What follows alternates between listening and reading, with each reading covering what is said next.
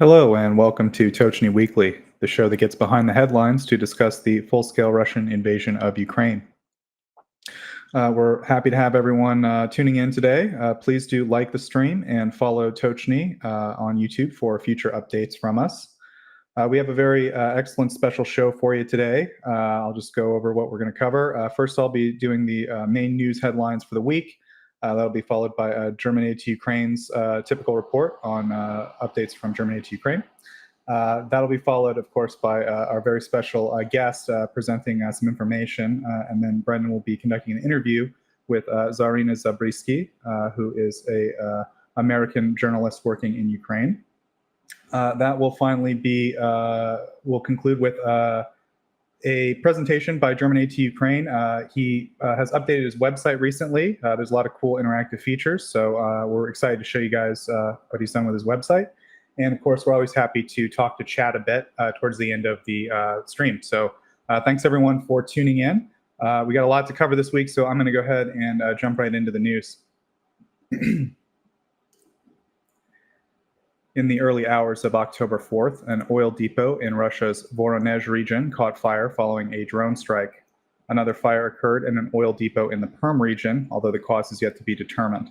Voronezh Governor Alexander Gusev reported that Ukrainian drones were intercepted in one of his districts, but that the drone crashed into an empty tank at the oil depot. I don't know, video seems to look otherwise, but it caused a fire with no casualties. In Perm, a fire at a private oil depot spread over 10,000 square meters and was extinguished by over 60 emergency personnel. The Russian Ministry of Emergency Situations is investigating the cause, considering possible mishandling or electrical failures, in addition to, I assume, like Ukrainian stuff. The Russian Ministry of Defense also reported intercepting other drones in various regions that night, October 4th, around the Sea of Azov and Belgorod and Rostov, etc. A modern Russian Sukhoi S70 Ohotnik stealth drone was shot down over Ukraine, with footage circulating on social media confirming the event. The drone is a sophisticated unmanned combat aerial vehicle, or UCAV, and it was seen as a valuable source of intelligence for Ukraine and its Western allies that it went down and they were able to take a look at it. Initial reports suggest that the aircraft was an Su-25 jet, but that was incorrect, and evidence now points out that it's an S70 Ohotnik B stealth drone. It was reportedly shot down near the Konstantinivka area in Donetsk Oblast, possibly by a Russian fighter jet after the drone maybe lost control. That's the speculation. The Ukrainian military stated that the pursuing plane was able to shoot down the drone because it was operating with only one engine. The S-70 Ohotnik drone has been under development by the Russian Sukhoi Design Bureau since 2011, and it's intended to strike targets without exposing manned aircraft to air defense. The drone can carry around 2.8 tons of weapons, and its large size and weight makes it a significant, it's one of their largest drones. However, reports suggest that only a few prototypes of this craft exist, and that mass production has been delayed multiple times. So the loss of the drone is considered noteworthy, as it seems that they appear to be testing it in battlefield conditions in Ukraine. Russian forces have severely damaged around 80% of the critical infrastructure in Pokrovsk, a key logistics hub in Ukraine's Donetsk region. The town is strategically significant due to its location as a major road hub and railway intersection, making it vital for military and civilian operations in the area. In recent months, Russian troops have advanced to within 7 kilometers of the town, and ongoing assaults target energy facilities and essential infrastructure in the town. The population has dramatically decreased from 48,000 to 13,000, and Ukrainian authorities are continuing evacuation efforts. The attacks have caused extensive damage, with 9 glide bombs striking on Thursday, resulting in injuries and further damage to infrastructure. The Ukrainian 72nd Mechanized Brigade recently withdrew from Volhedar to avoid heavy losses. The city, which Russia has been trying to capture for 2 years, holds strategic value due to its elevated position and high-rise buildings, which provide advantageous firing points. The area, is kind of a challenging front for Ukraine, and we hope that the situation improves there. Russian forces have been increasingly deploying various types of drones, including previously unspecified models, alongside the commonly used Shahed drones in their ongoing attacks on Ukraine. According to a former Air Force spokesman, 10 drones were used in a recent attack, and they were of different yet to be identified models, and they're examining them currently, like on the ground. Russia has significantly ramped up drone attacks since September, targeting Ukrainian cities daily, a trend which has persisted into early October. Shahed drones, originally sourced from Iran, have been widely used in Russia. The new drones are usually made from cheap materials like plywood and plastic foam. They're designed, it appears, to locate Ukrainian air defense systems and act as decoys. Some models are equipped with cameras and Ukrainian SIM cards to send footage back to Russia.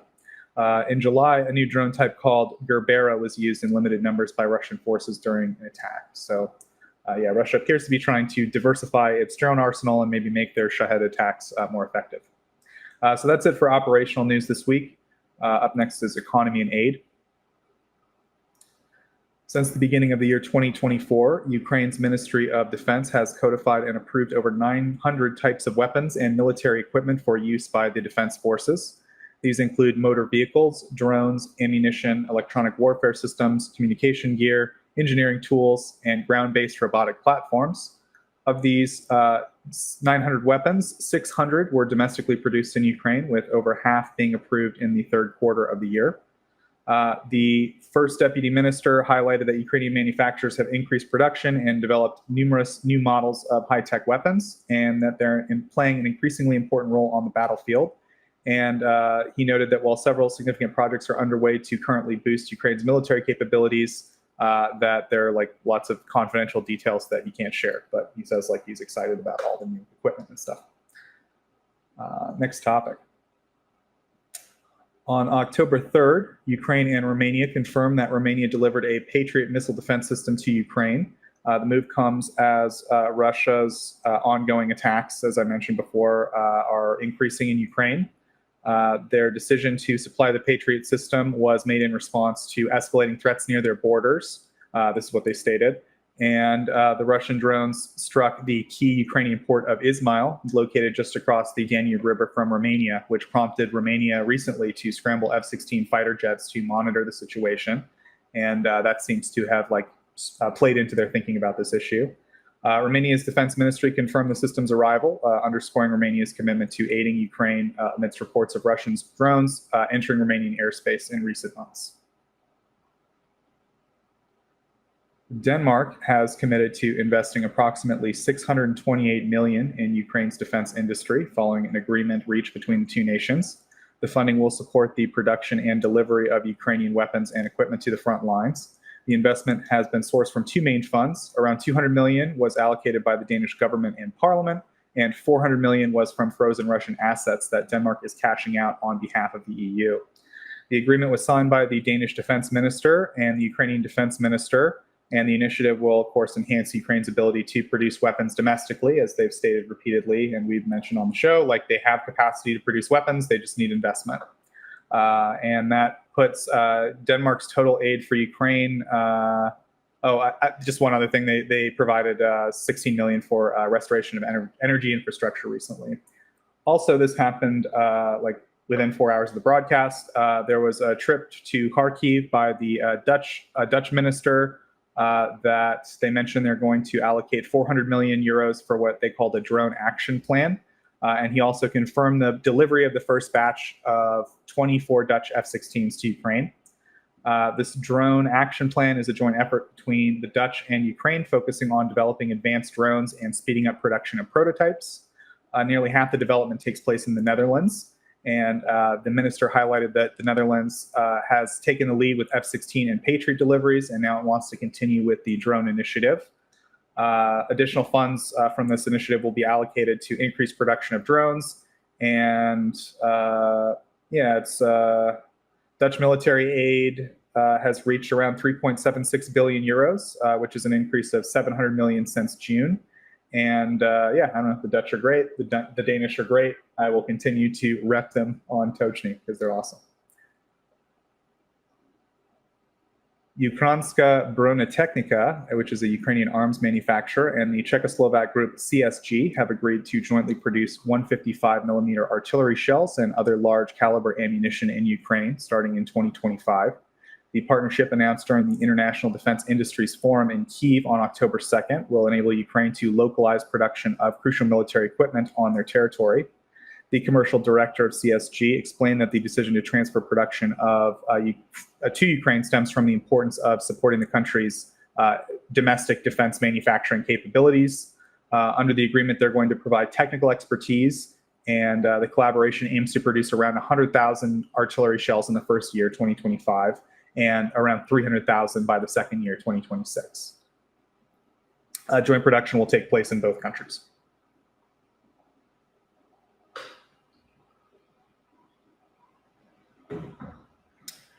The European defense conglomerate KNDs has signed a contract to supply 12 Caesar self-propelled howitzers to Ukraine, with the deal being financed by the Ukrainian government.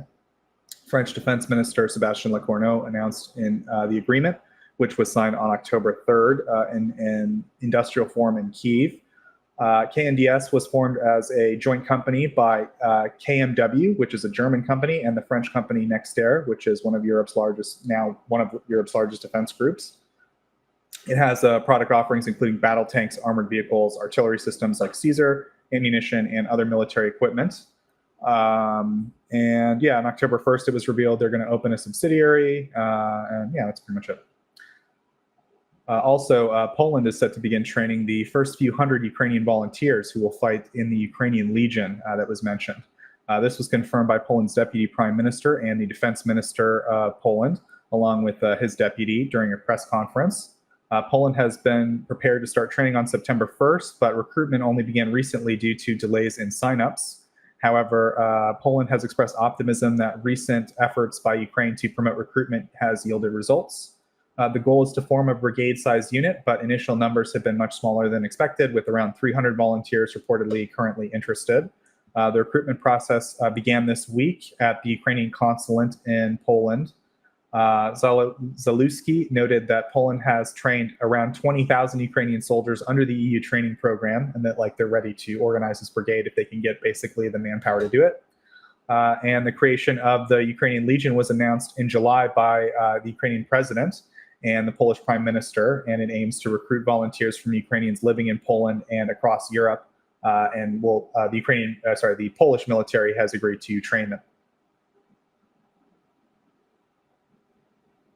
Ukraine has initiated the official certification process for private schools that will train UAV operators to meet the growing demand for professional drone operators within the military.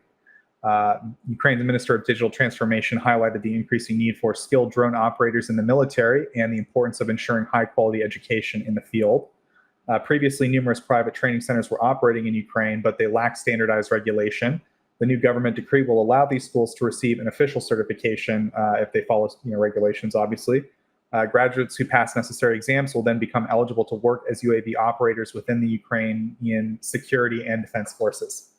To qualify for a license, schools must they must provide training on drone operation and manufacturing. They must possess at least 3 types of drones for training, offer established pilot training programs, and employ more than 3 certified instructors. Those are some of the requirements.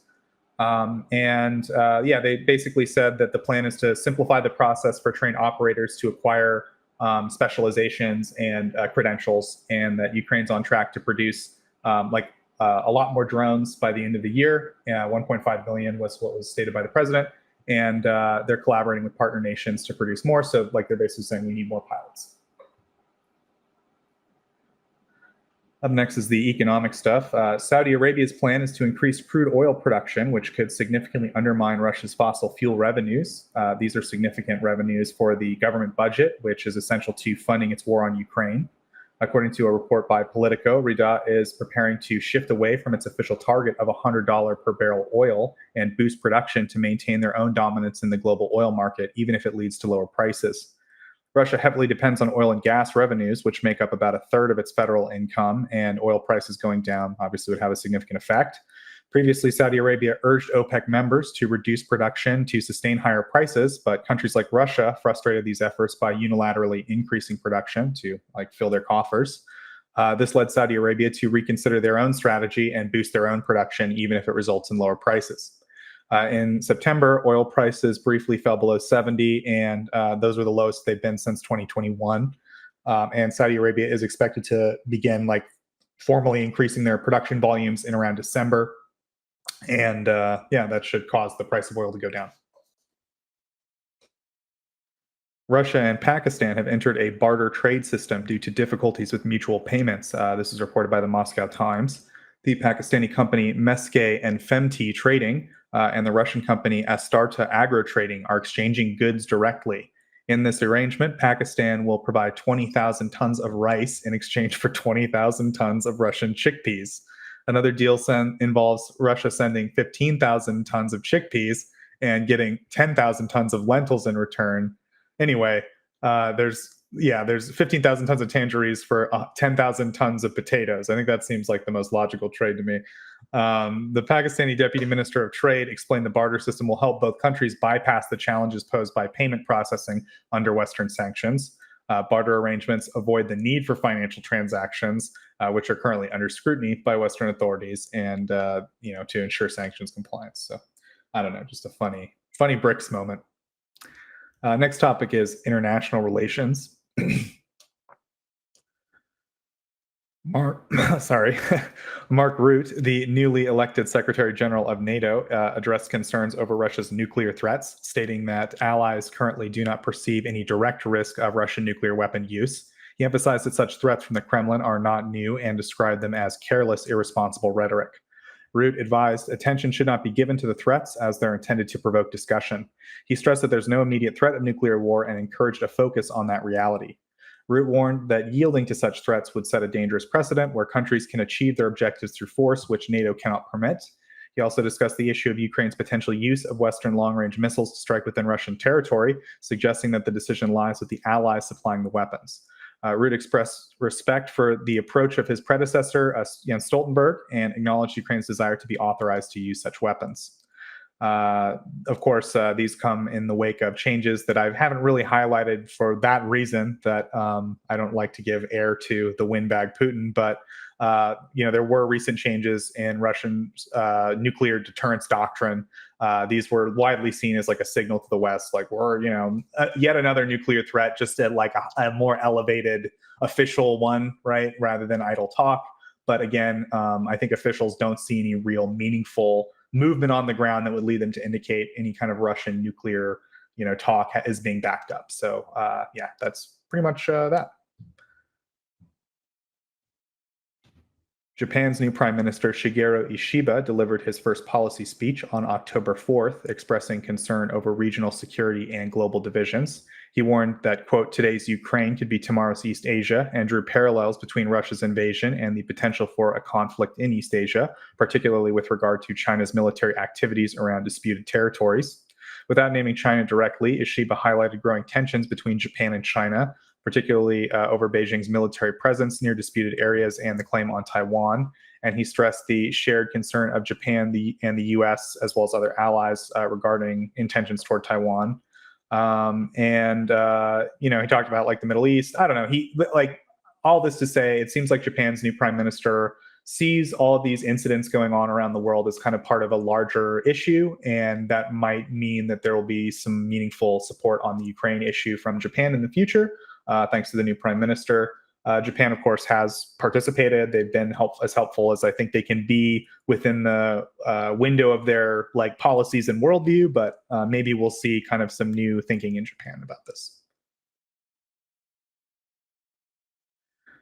According to a report from the UN's Office of the High Commissioner for Human Rights, Russian aggression against Ukraine has resulted in the deaths of a total so far of 589 civilians and injured 2,685 more during the summer of 2024, which was a 45% increase compared to the previous 3 months. July 2024 was particularly deadly, marking the highest civilian casualty toll since October 2022. The report attributes the spike to a large-scale coordinated missile attack by Russia on July 8th and intensified Russian military efforts to take territory in Donetsk. During this period, Russian forces have continued their systematic attacks on Ukraine's energy infrastructure, launching 4 major waves of strikes between June and August. And since the full-scale invasion, again, this is just the UN's numbers. I'm sure the full numbers are higher, but this is what the UN can fully account for. 11,743 civilians have been killed and 24,614 have been injured due to conflict-related violence. The report highlights the extensive damage to Ukrainian infrastructure with 1,358 educational facilities and 580 medical facilities either damaged or heavily damaged or destroyed during the conflict. And the UN also noted that over 15 million people in Ukraine currently require humanitarian assistance as a result of the war. So that is my news for this week. I will now turn it over to my colleague, Germinate to Ukraine, for his report. Okay, let's start. As always, I will now present the most important news from Germany regarding Ukraine.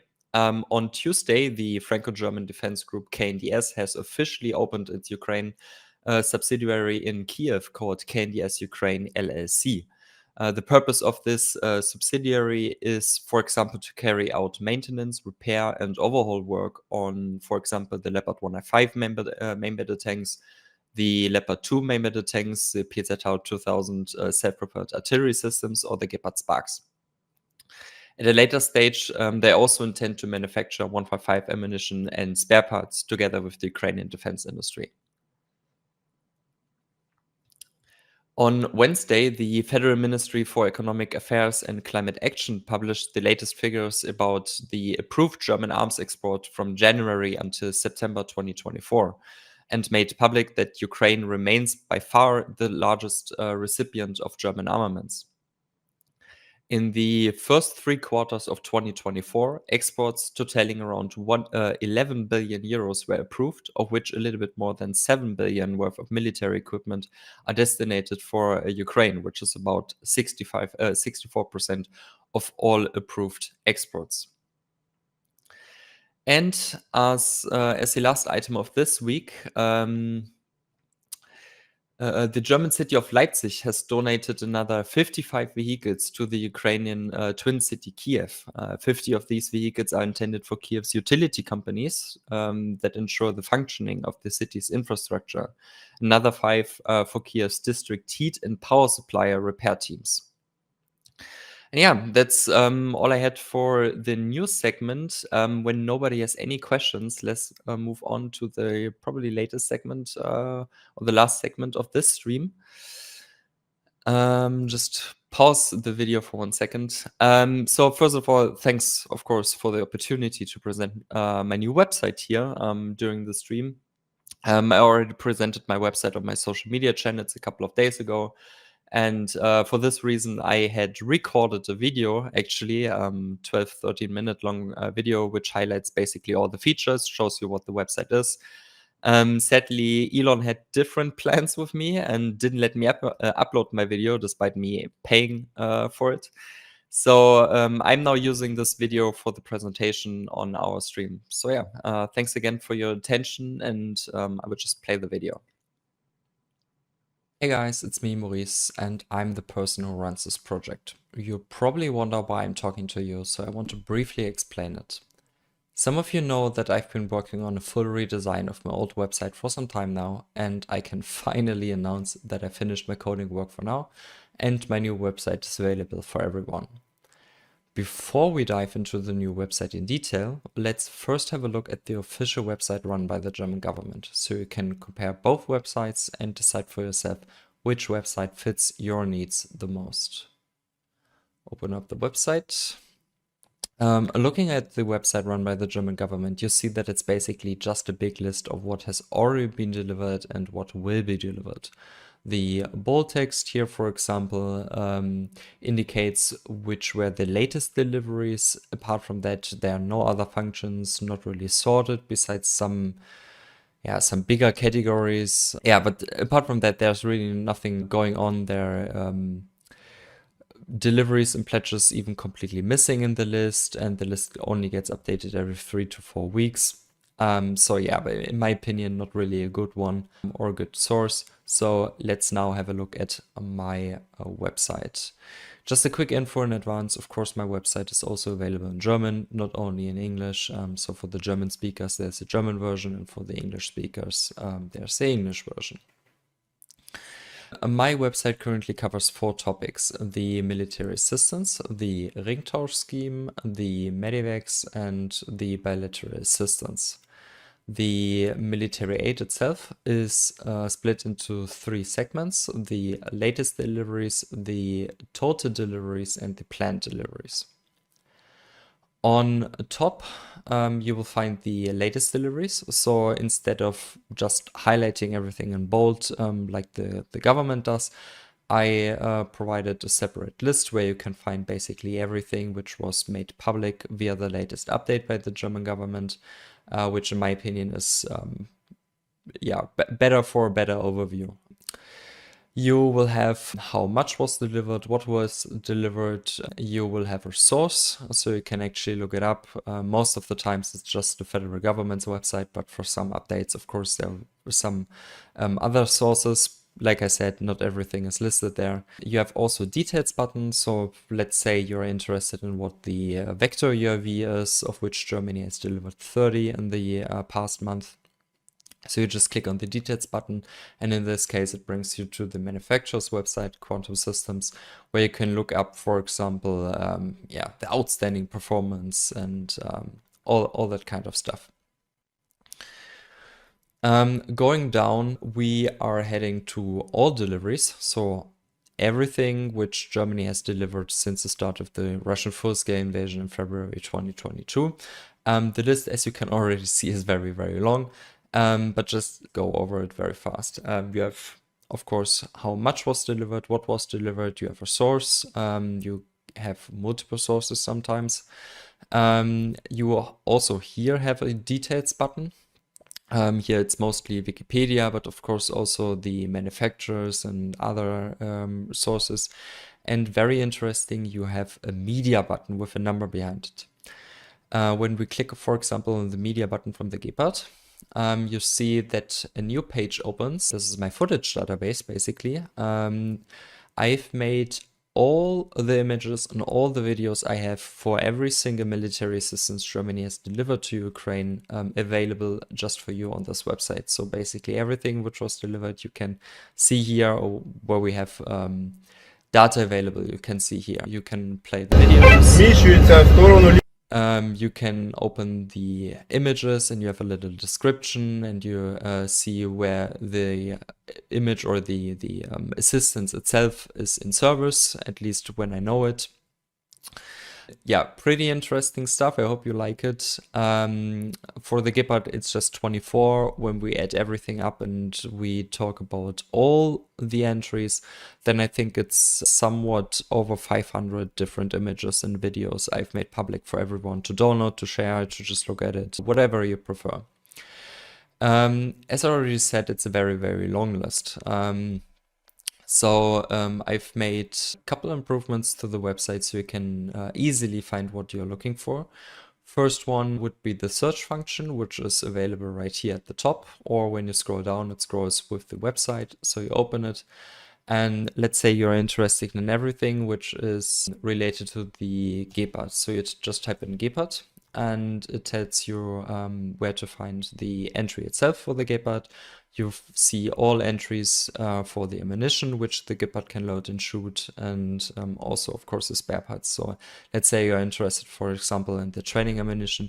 You just click on it, and then you go down and are immediately at the entry from the training ammunition. Another option is the sidebar. You will have to go to the top, and on the left side there's a sidebar icon. You just click on it, and then you're at the sidebar, and then you just open the category. So for example, for the training ammunition, you just click on ammunition, and then you go below and you just search for the right entry in the training ammunition. It's right here. Just click on it, and again, you're right here. Like I said, very, very long list. So let's go all down. Next up, the planned deliveries. For the planned deliveries, they're basically the same as or nearly the same as the recent deliveries. Big difference is a status indicator. Basically tells you if this is a new pledge or an old one. For the old one, there's like an orange, yellow, gold one with old inside it. New pledges would be green with new inside it, just for your information. So you can see, hey, this pledge was made, I don't know, a year ago, and this pledge was recently pledged, so it's not likely to going to be delivered within the next days and weeks. Yeah, going to the top, that's for the military assistance. Next up, the Ringtausch. On the left side, we have a little explanation on what the Ringtausch program actually is with an illustrative image. And then, of course, the most important stuff, the table which lists all the Ringtausch deals concluded. Let's say you're interested in the Portuguese deal, for example, where Germany paid or will pay in total 20 million euros, basically finance the maintenance of the active Portuguese Leopard 2A6 fleet. And I believe there was 24 vehicles. I might be mistaken. It's out of memory right now. And Portugal, in response, delivered 3 Leopard 2A6 main battle tanks to Ukraine. Then you can, for example, click on the source button, and then it brings you to the official documents by the Portuguese government, where you see, hey, it's in 2024, Germany pays 10 million for maintenance. In 2025, it's another 5 million, and in 2026, it's another 5 million, and then you see 20 million total, and the maintenance is provided by KNDs. And yeah, it's 14. Yeah, okay. Yeah, so just one example for you. Of course, this works with everything, or with every entry. Next up, Medevac. As you probably know, assistance not only military aid, but also, for example, providing Ukrainian civilians and soldiers with medical care within hospitals in Germany, in Poland, in Lithuania, etc., etc. So countries in Europe, but also countries outside of Europe, take in Ukrainian civilians and soldiers, provide them with medical care, because in Ukraine, you know how it's going. The hospitals are getting bombed by the Russians, and sometimes they just can't provide care for every Ukrainian. So they are taking in, or the countries in Europe taking in plenty of Ukrainian civilians and soldiers. And in the top overview, you will see all the European countries. This is, by the way, data provided by the European Union. So, of course, Great Britain isn't included, or the US, if the US takes in stuff like this. So only countries within the European Union can be found here. And you can see basically how many civilians and soldiers each country has provided medical care so far. And of course, on the bottom, there's also a detailed view on Medevac patients in Germany. So in 2022, for example, you can see everything started with 147 Ukrainian soldiers and civilians taken, and then another 146 come on top of that, and the total amount grow to 293, then another 56, etc., etc. And that goes on for 2022, 2023, 2024. It's an interactive chart. So for example, you can select, as I said here, you can select specific months and zoom in, zoom out. You can download the graphic, all that kind of stuff. I hope you find it very interesting. I thought it might be interesting for some people. Surely not for a lot, but for some it will be. Last but not least, the bilateral assistance. So basically, the government puts together every couple of months a big PDF list, sadly only available in German, about which ministries have provided how much money and spend it on which projects, for example, in Ukraine or in Germany itself, for example, for Ukrainian people who sought protection here in Germany. So the social benefits, for example, are listed there, the billions we paid on it by the Ministry of Finance, or you get the deal. You have the total expenditures, and then you have a detailed list for each update. I hope you find it interesting. You can also download the list itself, or the PDF document itself, the official one. Problem is that with the official government website, the link always just gets replaced. So you always find the latest version, but I don't think you can even find the older versions of it, or it's very, very hard to find. So if you're looking for them and you want to see changes, you can just go here and compare the data, or just download the PDF documents yourself. And yeah, that's basically it. I hope you find it interesting. I've worked quite some time on this website. Could have published the website, I'm honest, months earlier, but I've focused on the journalistic work I'm doing. So you probably know I have a blog or a news site where I write detailed articles about everything which is going on. And yeah, this took up most of my time, and I've only invested like half an hour, an hour or so in programming work every couple of days. And yeah, so it dragged on sadly, but now everything is public. You can visit it, share it. I hope you like it. If you have any feedback and suggestions, just leave it in the comments. Write a comment. You can write me an email. You can write me a DM, whatever you like. I'm very, very happy to read everything you want to say about it. And yeah, thank you for your attention. Bye.